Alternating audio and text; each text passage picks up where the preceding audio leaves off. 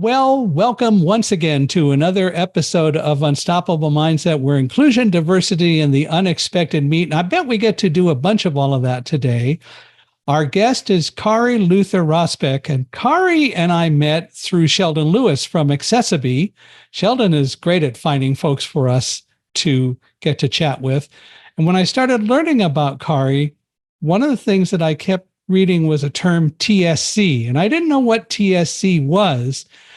So when Kari and I first met, I asked her about TSC, and she said it stands for tuberous sclerosis complex, which immediately struck a nerve with me because I have a great nephew who has tuberous sclerosis. And as it turns out, his parents had actually attended an event where Kari was. And then just this past March or April or whenever, and you can correct me, Kari, but they went to another event. And my other niece and nephew, Tracy and Charlie, attended. As I just told Kari, I'm very jealous they didn't let me come along, but that's okay. I stayed home and slept. But anyway, Kari, I want to welcome you to Unstoppable Mindset. It's really great that you're here, and I want to thank you for taking the time to be with us. It is such an honor, Michael, and I love talking with your family, and it was so wonderful to have them with us at Comedy for a Cure this year. Well, it was a lot of fun to hear about the event it was really fun to hear about the event from them, and I'm glad that they all enjoyed it. And of course, Nick is a person who deserves all the attention and help all of us can give. He's had tuberous sclerosis, been diagnosed with it for quite a while, and is actually, I think, beating some odds because some people said, oh, he's not going to last very long. And he's continuing to do well. And just don't ever get him into a conversation about sports and the Dodgers because he's a Dodger fan. Okay. As he should be, by the way. Conversation. Well, he is a Dodger fan, as he should be. I just want to point that out. Yes. For those of us here. Well, and Nick probably was, when Nick was diagnosed, we had a very different prognosis for TSC back then. Well, yeah, I know. And it's like everything with medicine, we're making a lot of advances, we're learning a lot, and of course, we're paying a lot of attention to these different kinds of issues. I mean, even blindness, we're paying a lot of attention to blindness, and we're slowly getting people, it's a very slow process, but we're slowly getting people to recognize blindness isn't the problem. It's our attitudes about blindness that are the problems. And I think that's true with most things. And I think that if people really thought about Nick and felt, well, he can't do much because of, they would recognize he can do a whole lot more than they think he can. 100%. Which is really important. Well, let's start a little bit about you, and why don't you tell us about the early Kari growing up and all that and how we got where we are. Well, thank you for the opportunity to do that. My middle name is Luther. That's also my maiden name. My dad and mom were in education primarily. My dad also dabbled in some politics. We moved around quite a bit when I was a child. I think before 7th grade or before I was 18, we'd moved 13 times. Oof. So that really, you become adaptable because you have to be, and inclusive because you have to be, because you're in all of these new environments. From the time I was 6 years old, I wanted to be an actress. I wrote my own plays. I organized a neighborhood, I think, when I was 7, and we performed a play I wrote. And that's what my degree is in theater. And Michael, as you probably know, when I was 27, I had my first child, Noelle, who unfortunately passed away from sudden infant death, and it completely changed the rest of my life. From that point forward, I really wanted to do something that impacted families so they never had to experience the type of grief that I went through at a very somewhat young age. Yeah. And then from that point, I took all of the skills that I'd been using in the work life, not theater, because I lived in New York and you have to work to live so you can do theater Yeah. before my then husband and I moved to Minneapolis. But I had always done fundraising. I had always done administration. So I just kind of naturally took in all of those skills, community and grassroots building.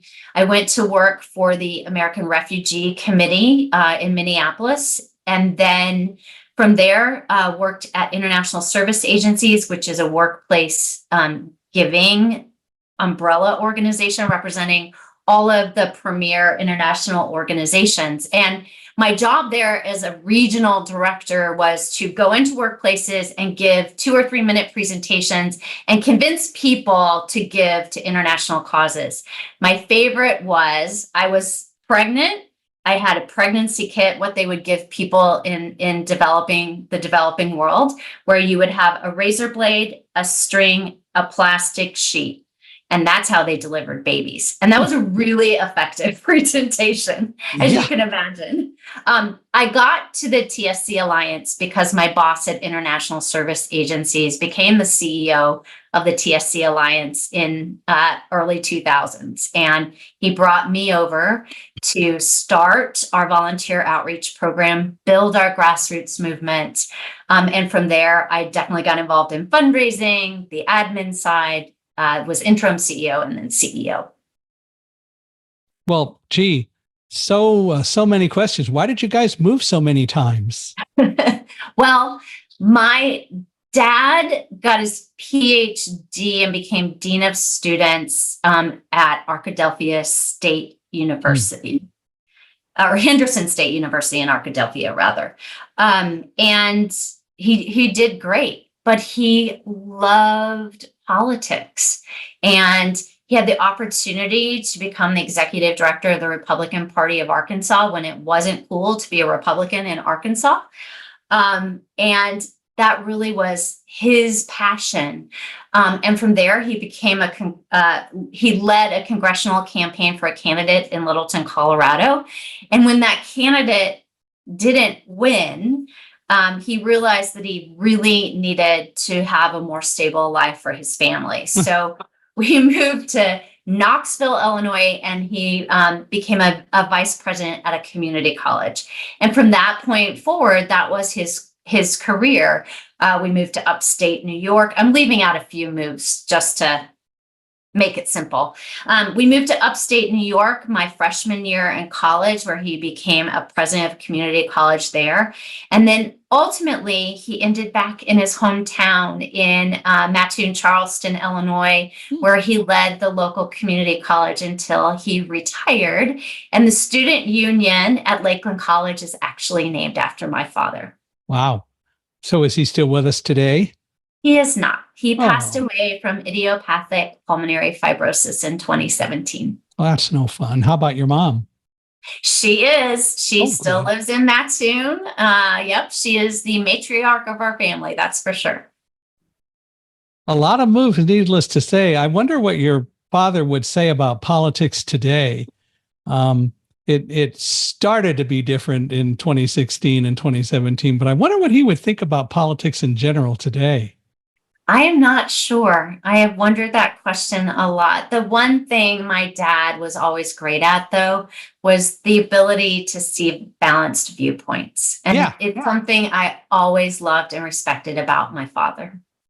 And I think that's important. I think people really need to do more of that. And we're not seeing that, which is really scary. And we're not seeing it on so many levels, not just politics, but we don't get into politics much on Unstoppable Mindset because, as I love to tell people, if we do that, I'm an equal opportunity abuser anyway.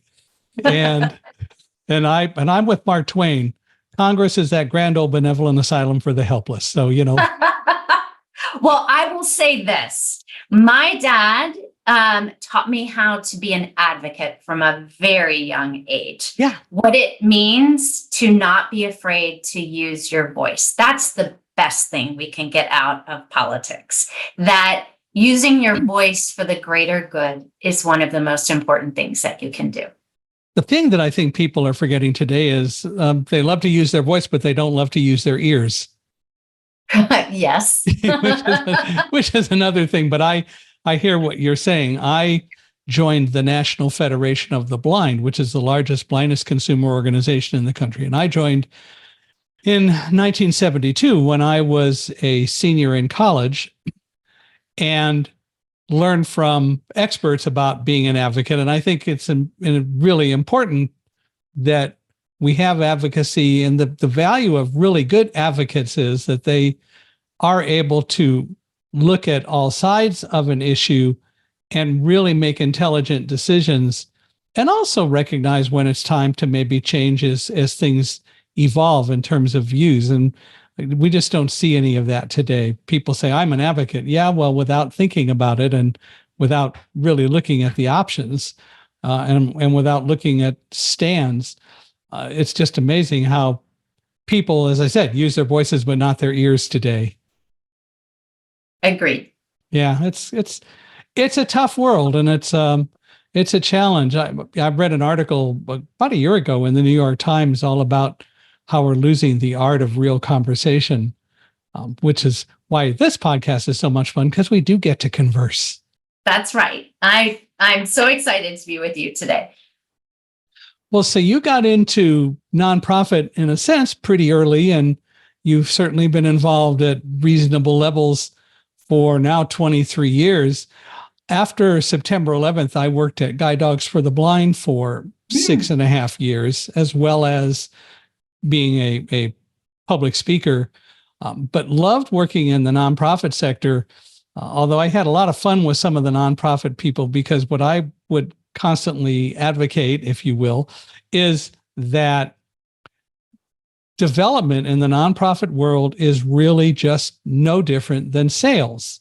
Instead of selling and making a profit, in a sense, you're selling to secure donations, but it's still sales.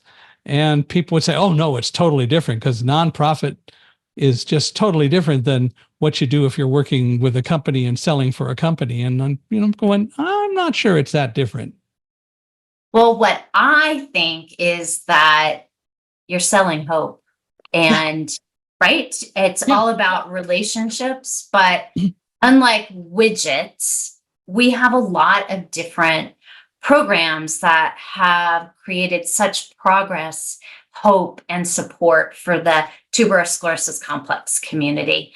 And I really enjoy talking about what those programs help make possible for people like your great nephew, Nick.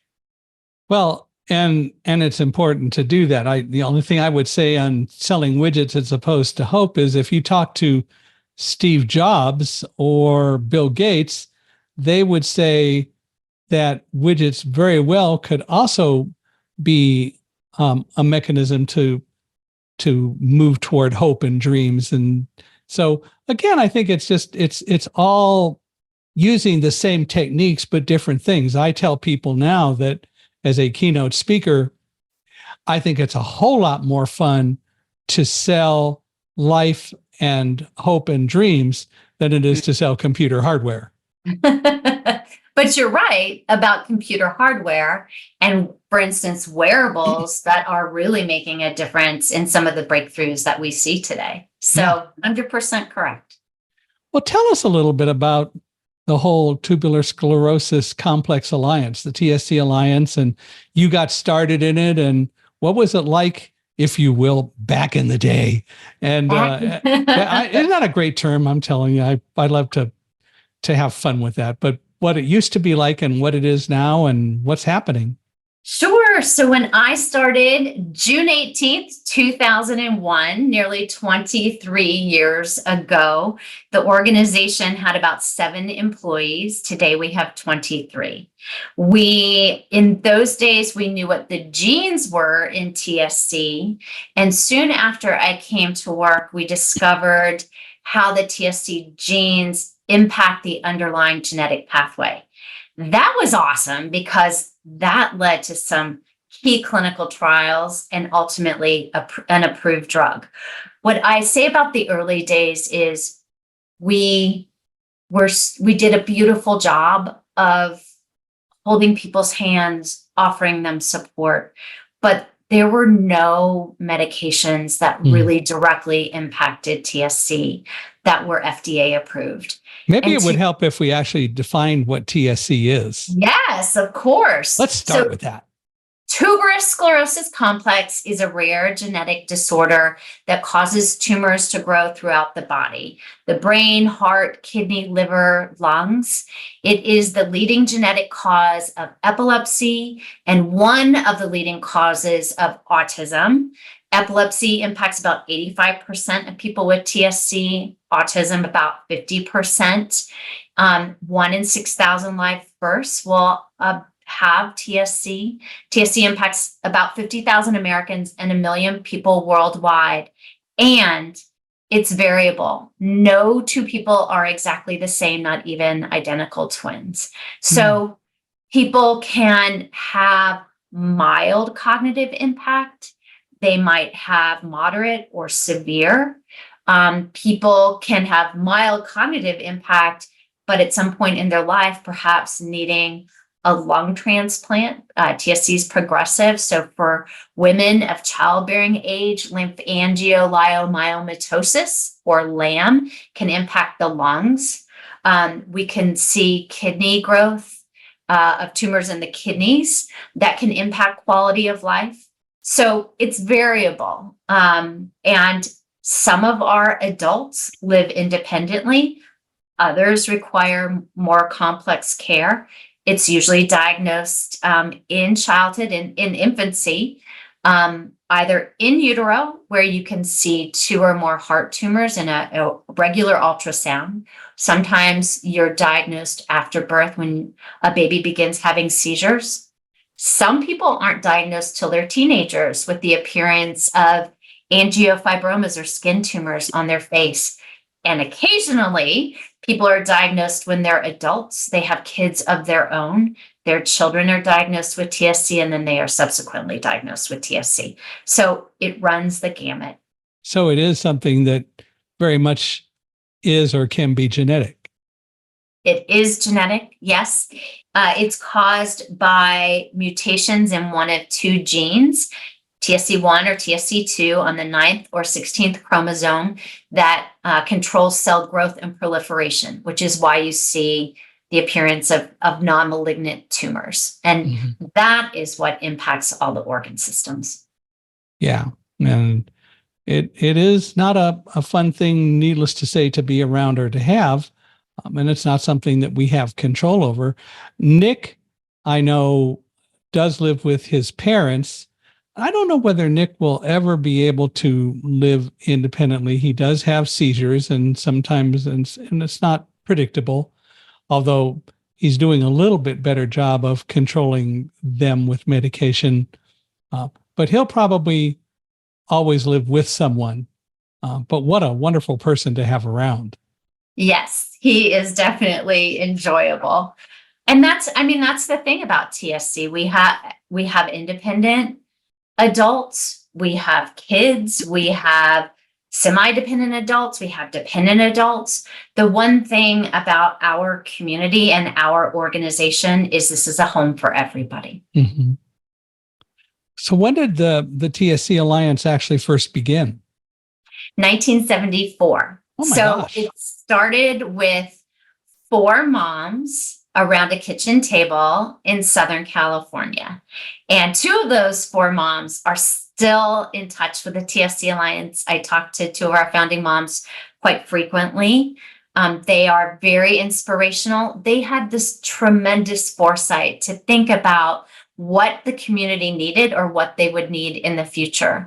So our organization, the TSC Alliance, we actually have a new vision statement as of this year. So our vision statement is the TSC Alliance wants to create a future where everyone affected by TSC can live their fullest lives. And our mission statement is to improve quality of life for everyone affected by tuberous sclerosis complex by catalyzing new treatments, driving research toward a cure, and expanding access to lifelong support. So some of the ways that we do this, as you know, is to fund and drive research, to empower and support our community, to raise awareness of TSC, because we want to provide the tools and resources and support for those living with TSC, both individuals and caregivers. We want to make sure that as an organization, we are pushing research forward by a research platform that we've helped create through the years. And we want to make sure that people are diagnosed early and receive appropriate care. So it's really important to us to raise awareness in the general public, but also among the professional community. So this is the 50th anniversary of the TSC Alliance. Yes, it is. And I would dare say, based on what you're talking about, there's a lot to celebrate. We have so much to celebrate, Michael. There's been so many accomplishments over the years, from the creation of our professional advisory board early on that provided guidance to the organization, to today we have 3 FDA-approved drugs specifically to treat TSC. As an organization, in 2006, we started the very first natural history database anywhere in the world that still exists today with over 2,700 participants. And that allows us to really understand how TSC progresses through a lifetime. And then we, as an organization, in partnership with a group of our TSC clinics, helped with the first preventative clinical trial for epilepsy in the United States. And that was really to look at babies with TSC, to treat them before the first seizure, to see if we could prevent or delay epilepsy. Mm. So tell me a little bit about the 3 different drugs that are available. What do they do? Without getting too technical, how do they work and so on? Because obviously the tumors are there. And so what do the drugs do to address all of that? Great question. The first approved drug for TSC, everolimus, is an mTOR inhibitor, mammalian target of rapamycin. So if you remember, I talked about the 2 TSC genes working as a complex to control the underlying genetic pathway. Well, that underlying genetic pathway is mTOR. And there happened to be a class of drugs that was developed to help with organ transplant and anti-rejection. Everolimus is a synthetic of rapamycin that was found on the island, Rapamune Island. So what that particular drug has been approved for, and how it works in TSC, is to shrink certain types of brain tumors, to shrink tumors in the kidneys, and it's also used as adjunctive therapy for seizures associated with TSC. So what we know is it is extremely effective, but if you go off the medication, the tumors will grow back. So it's not a cure, but it's moving in the right direction. Right. The second drug that was approved is the first FDA cannabinoid drug, Epidiolex, and that treats seizures associated with TSC. The third approved drug is a topical rapamycin. So it treats those skin tumors on the face. I don't know. It's really interesting. Medical science comes up with all these terms that are tongue twisters. How do they do that? Yes. I don't know. You're 100% correct. Oh, it's a fun world. What's on the horizon? What kinds of things are coming that will kind of either enhance what they do or other sorts of medications? Yeah, thanks for asking that. So I think for us in 2019, we put together a really aggressive research business plan. And our goal with this was to ultimately, the vision, change the course of TSC. And so we have a research platform that really helps accelerate drug development. So we fund research grants or young investigators to keep them interested in the field and to generate new ideas. We have a preclinical consortium where we work with a contract research organization. We've licensed different mouse models that can try drugs for both epilepsy and tumor growth and behaviors. And so that has really built a pipeline of new potential therapies for TSC.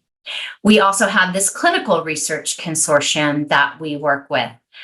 We have 74 TSC clinics across the country, of which 17 are centers of excellence. And we're working with our TSC clinics and centers of excellence to, when drugs come out of the preclinical or when companies come to us and they want to institute clinical trials, we will work with them to be in touch with our clinics, to educate our community about what clinical trials are out there so they know what questions to ask or how to appropriately weigh risk benefit.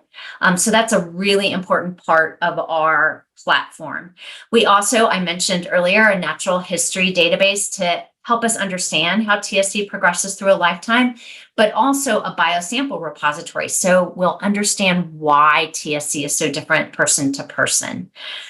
So with all of those tools working together, what we want to do is ultimately determine how to predict an individual's risk for the many manifestations of TSC. So if we knew who was at risk, say for epilepsy, and we could intervene to delay or prevent epilepsy, could we do the same with kidney tumors? So that's what I mean about predicting and prevention. We would like to develop biomarkers to help accelerate outcome measures in clinical trials. We would love to have an intervention early on. Remember, I said that we helped start the first preventative clinical trial for epilepsy. You need an intervention to get on the newborn screening panel. If we could be on the newborn screening panel and identify babies early, that is the greatest way to change the course of the disease, of course. We obviously want to test more compounds in our preclinical consortium to make sure that we are building that pipeline for new and better drugs in the future. And we definitely want to develop patient-reported outcomes. So how does this disease impact quality of life for individuals and families living with it, so that we'll know in the future if there are different potential treatments, does it impact or improve their quality of life? And the FDA looks at patient-reported outcomes quite seriously. So we want to build that for future clinical trials and clinical studies. Finally, one of the biggest unmet needs in TSC is what we call TSC-associated neuropsychiatric disorders, or TAND. This is an umbrella term for brain dysfunction that includes everything from sleep problems to depression, anxiety, aggressive behavior, executive functioning, how people learn. So it is definitely an umbrella term, and almost everybody is impacted by TAND in some way that are living with TSC. So we want to better understand who might be at risk for which parts of TAND so that we can intervene and improve quality of life. Something that comes to mind, we hear people talking a fair amount today about gene therapy and how all of that might work to cure various diseases and so on. Is there room for that in TSC, since especially it's caused by two specific genes? Great question. We actually are working with some gene therapy companies in our preclinical consortium, looking to see if we can intervene that way. It's a few years off. Yeah, I can imagine. But it would be an interest if it truly can be done, since you're clearly able to tell that there are specific genes that are causing this. It's an interesting concept, given the state of science today, to think about whether that could lead to, even if it's not immediate, but later cures for TSC and other such things. And we might start with organ-specific gene therapy. For instance, if we had gene therapy early on in the brain, again, thinking about preventing seizures from ever developing. If we were able to implement gene therapy in the kidneys, or lungs, so women never develop LAM, that would be a huge breakthrough. Yeah. So thinking about how that might work and how that could impact our community is tremendous. I would think so. And I would think if they are able to do some work in that regard, it would be very revolutionary. And obviously, the more we learn about gene therapy overall, the more it will help with what medical science can do for TSC as well. That's right. So what does the Alliance do for families and individuals? What kinds of specific things do you all do? Yeah, we have developed 14 community regions across the country where we work with our volunteers. So they'll, in their regions, host community educational meetings, walks where they bring the community together, which is hugely important, offer peer-to-peer support. So that is on a regional level.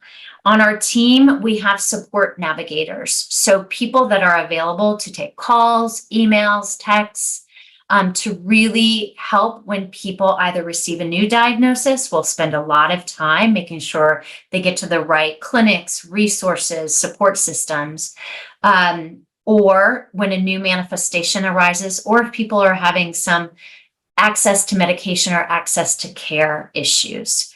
We have a TSC navigator. So that is a proactive online tool that people can log into and that will really take them through the journey in a way they want to gain information. So it's really written in small bites so that if people want more information, they can dive deeper. That's hugely important for individuals impacted.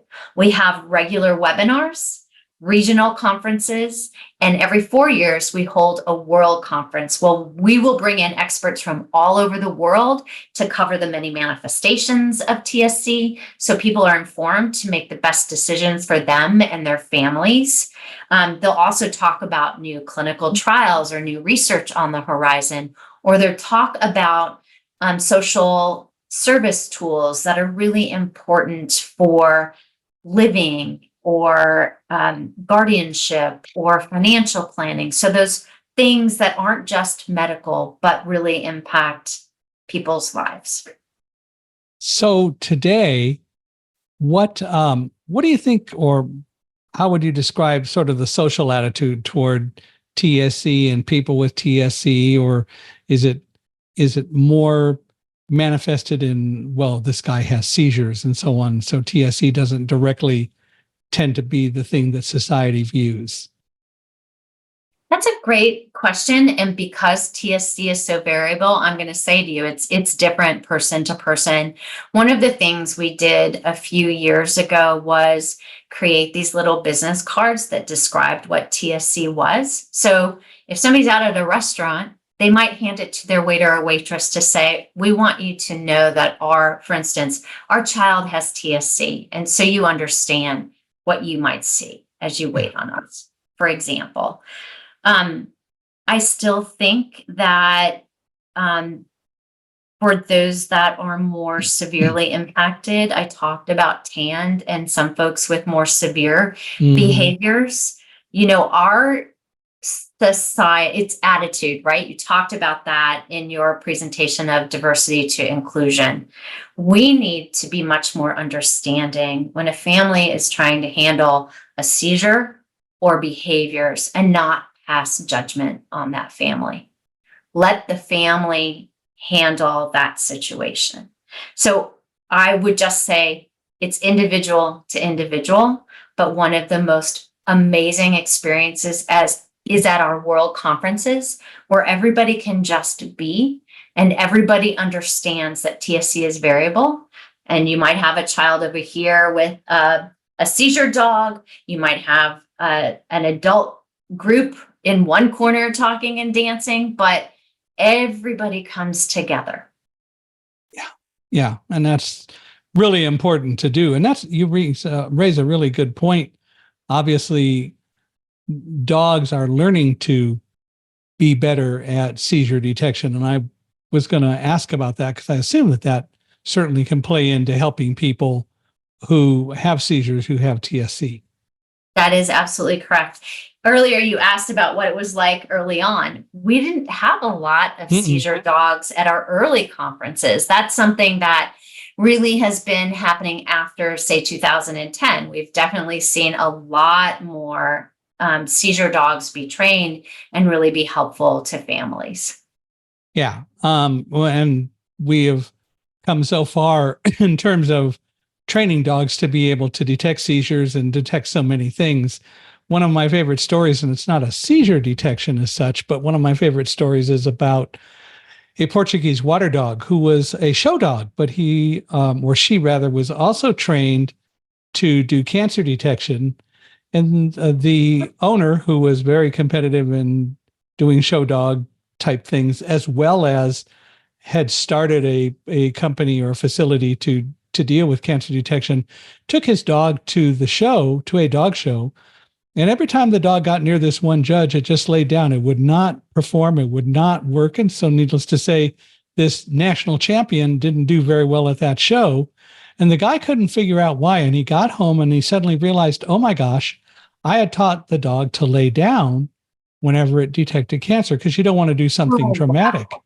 Right. And so he called the woman who was the judge and he said, do you have cancer?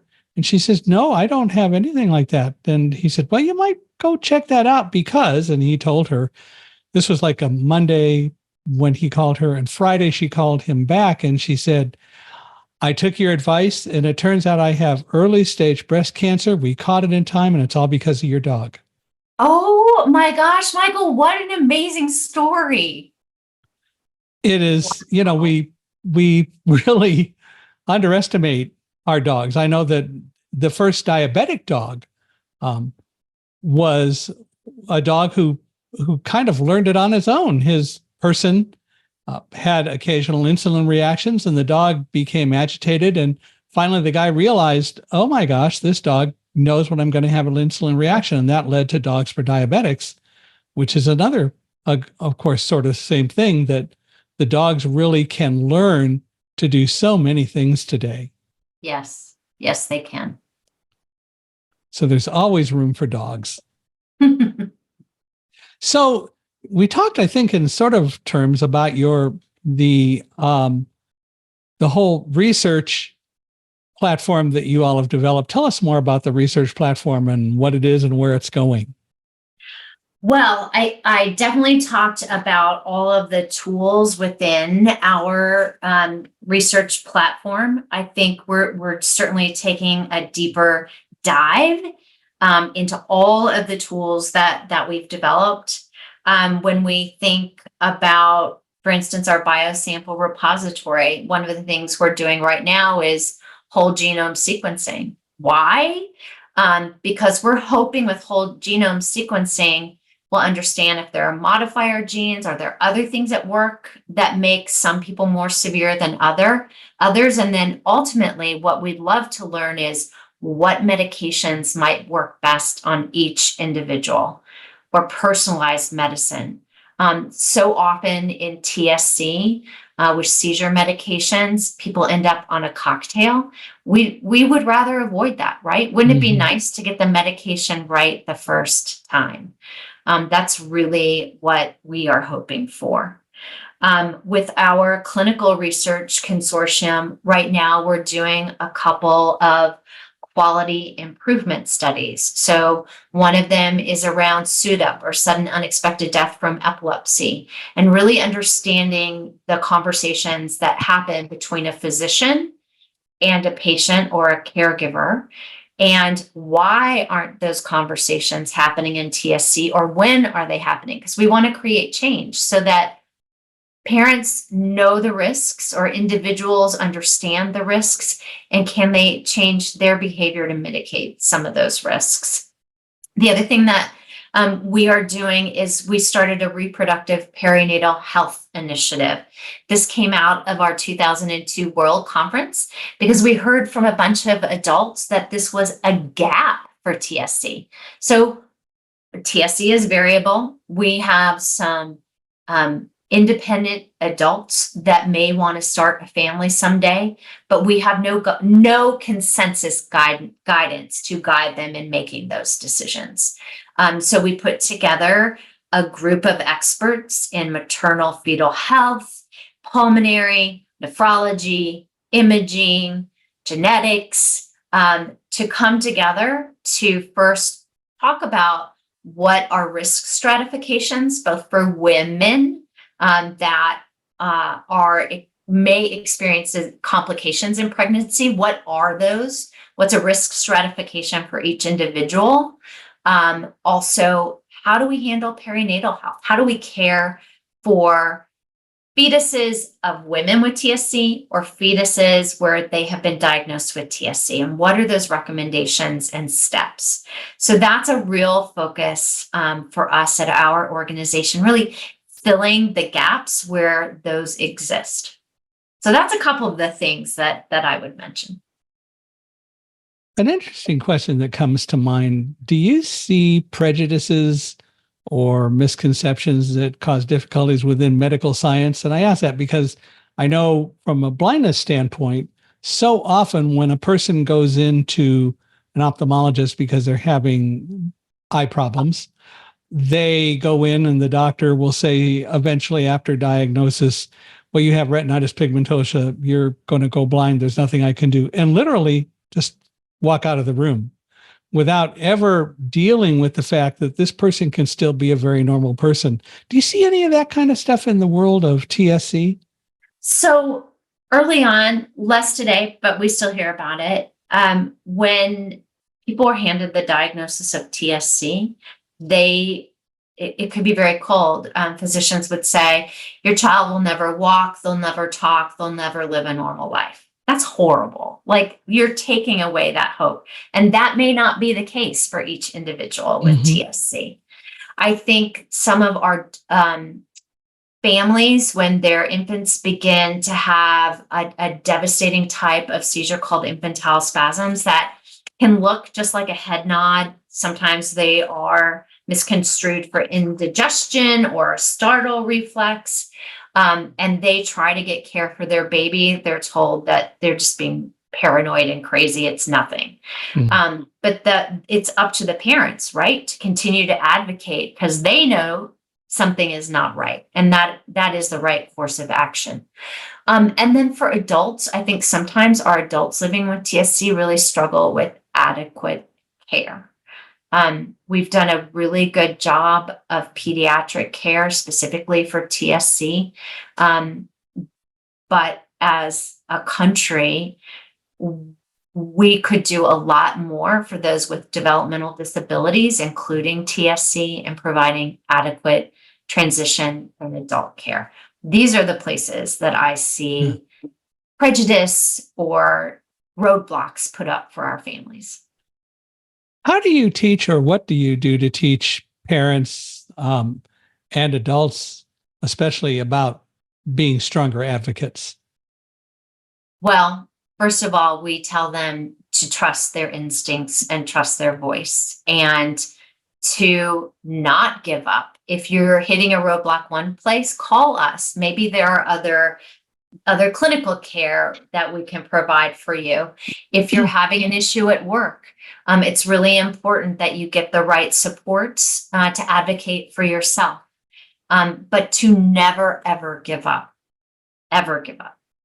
Yeah, that's really, of course, the important part, because ultimately, and I think it's true for most all of us, we know ourselves better than anyone else.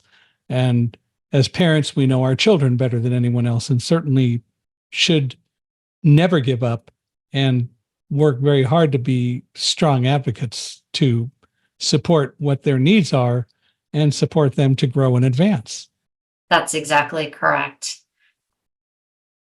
And it needs to happen a whole lot more because all too often, I can imagine hearing people say, well, it's nothing. It's just it's your imagination. Well, no, it's not, but we see way too much of that kind of thing happening in the world. So it's great that you're able to do so much. What about in the professional world, or in just dealing with people and their lives? What kind of things are you able to do to, let's say, help support somebody who wants to go out and get a job? Sure.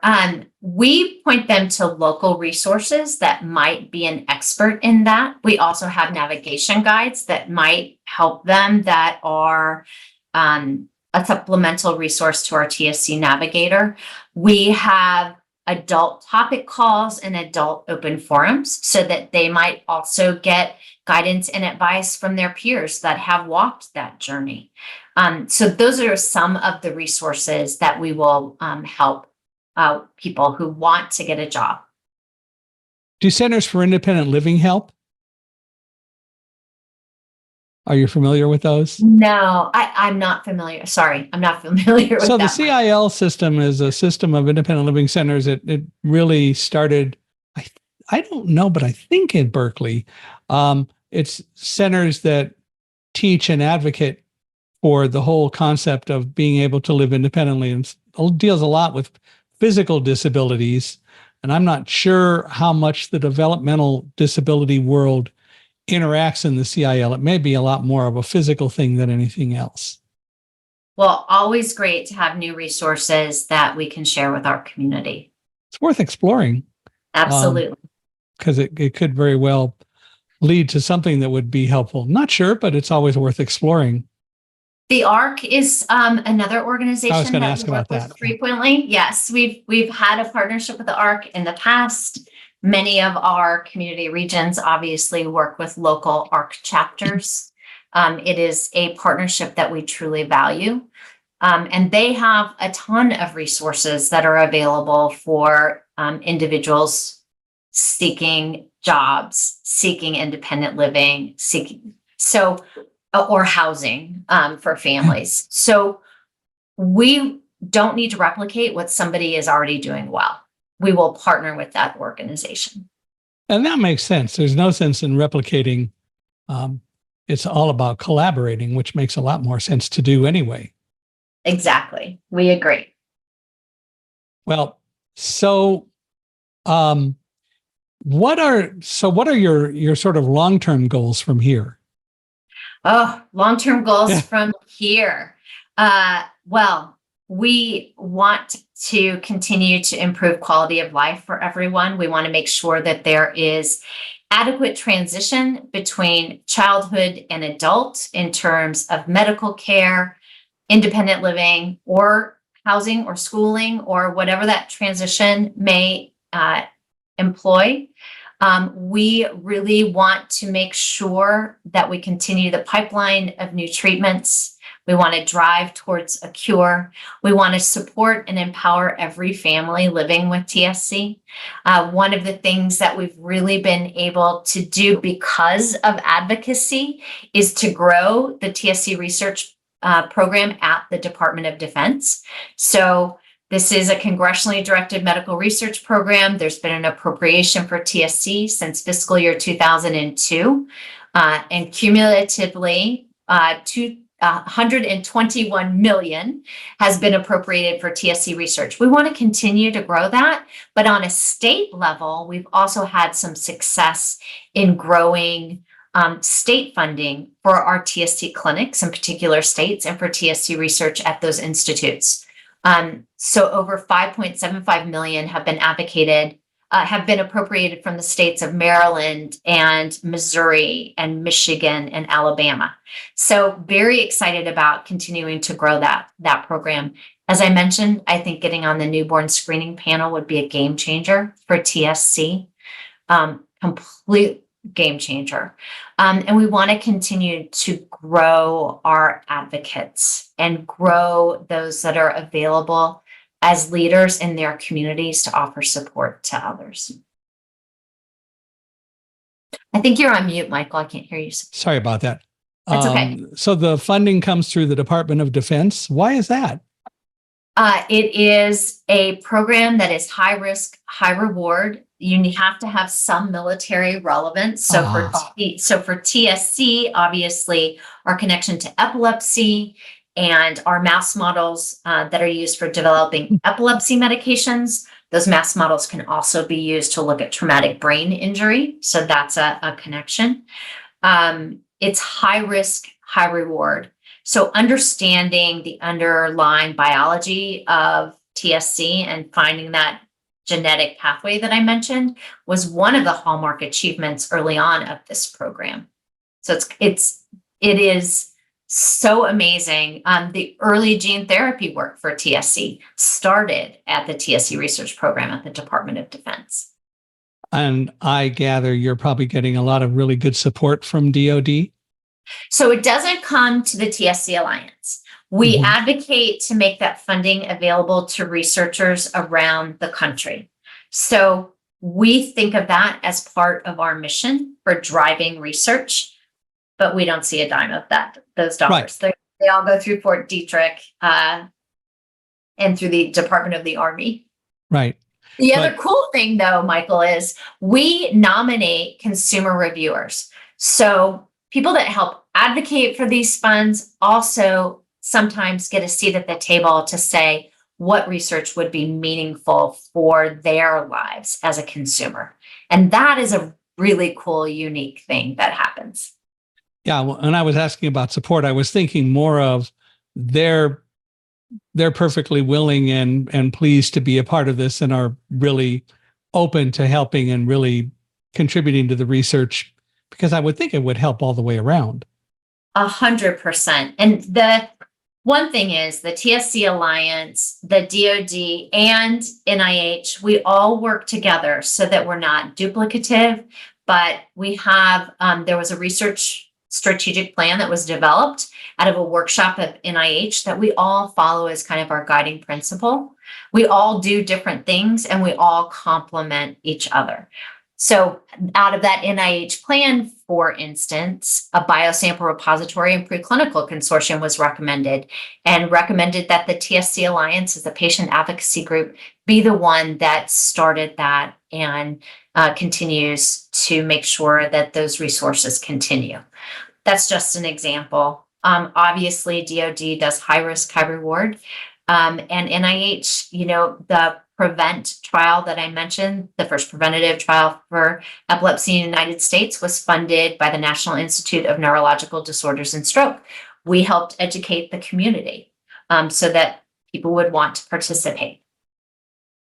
Well, it's, I think, important and relevant to ask, how can people get involved? What can the rest of us all do? Oh my gosh, I'm so glad you asked. Well, please go to tscalliance.org, learn more about the organization, become a volunteer, help us with our walks, help us with our conferences. You can certainly get involved if you're an individual with TSC and you want to get connected through social media. You can go to Facebook, Instagram, LinkedIn, YouTube, even TikTok at TSC Alliance. We have very active discussion groups, Michael, that offer peer-to-peer support 24/7, especially on Facebook. It is a private group, and those group of individuals and families have been so supportive for anyone walking this journey. You can call us at 1-800-225-6872. If you need support, you can ask for a support navigator.